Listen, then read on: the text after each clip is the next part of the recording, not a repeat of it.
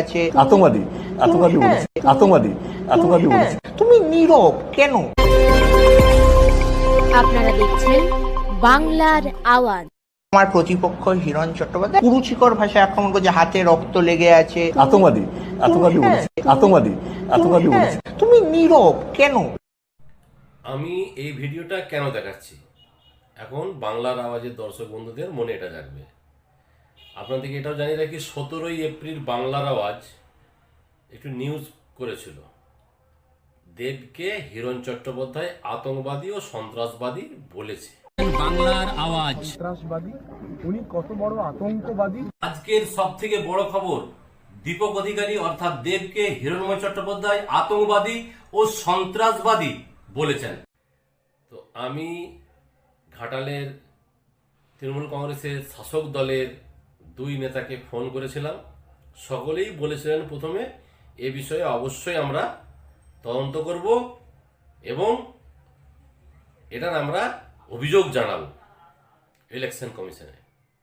কিন্তু নিউজ পরিবেশন হওয়ার পর ঘাটালের ব্লক সভাপতি দিলীপ মাঝি আমাকে ফোন করে বলেছিলেন যে এই ভিডিওটা তো এডিট করা।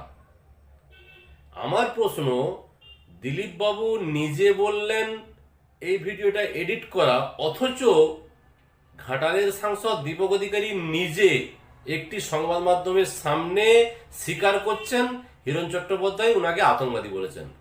প্রশ্ন আমার এই জায়গাটাই, এটা কেন?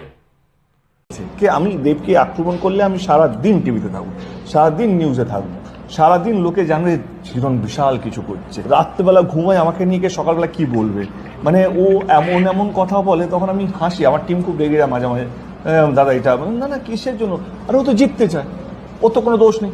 তবে দর্শক বন্ধুদের জানিয়ে রাখি, দীপক অধিকারীর কথা অনুযায়ী যেটা আমরা জানতে পেরেছি, দীপক অধিকারী চাননি যে আমার নাম ভাঙিয়ে আমার নামের সাথে নাম জড়িয়ে হিরণ চট্টোপাধ্যায় যেন হাইলাইট না হয়ে যায়।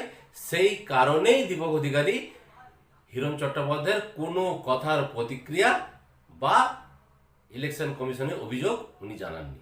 এটাই হলো আসল তথ্য। ধন্যবাদ, ভালো থাকুন, সুস্থ থাকুন, বাংলার আওয়াজ দেখতে থাকুন।